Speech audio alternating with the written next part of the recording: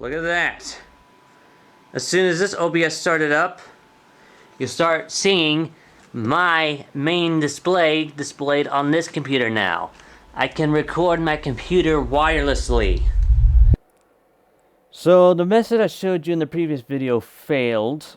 On the next test I did a full session. And it was on a game which I don't mind restarting if it failed. It was Portal RTX, by the way.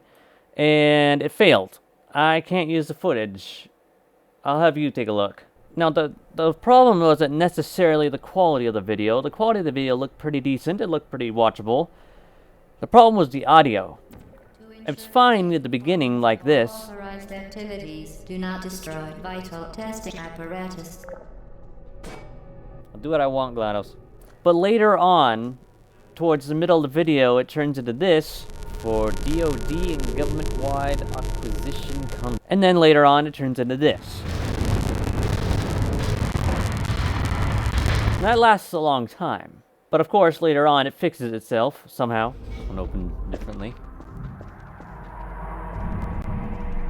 So my conclusion for this was that I can't use that, because if I was going to do this at random times, I don't want to use it. I'd rather use something that's reliable. So I was back to square one, which is recording with what I had internally on the same computer as the game was playing. I don't like that method, because then now you get two different pieces of software fighting over system resources, and that right there alone is what causes a majority of the recording and gameplay lag you see in some of my videos. Now, for a very long time, I've used several different recording software on this channel.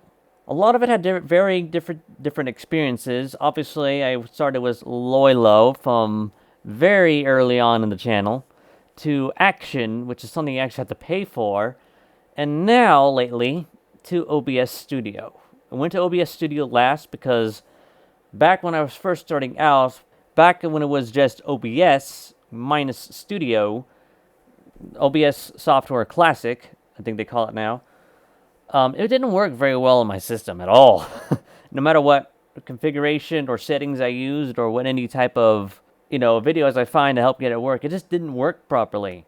But at the time, it was the only one that actually managed to capture Half-Life correctly, which was weird. If you remember this from the very early days of my channel, which was a very rough start. And my channel had a very rough start back then. But even then, as I continued recording games, the problems still occurred.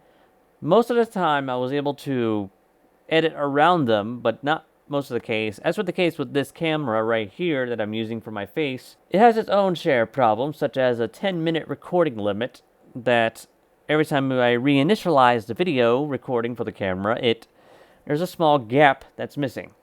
It's annoying, but right now it's the best method I have.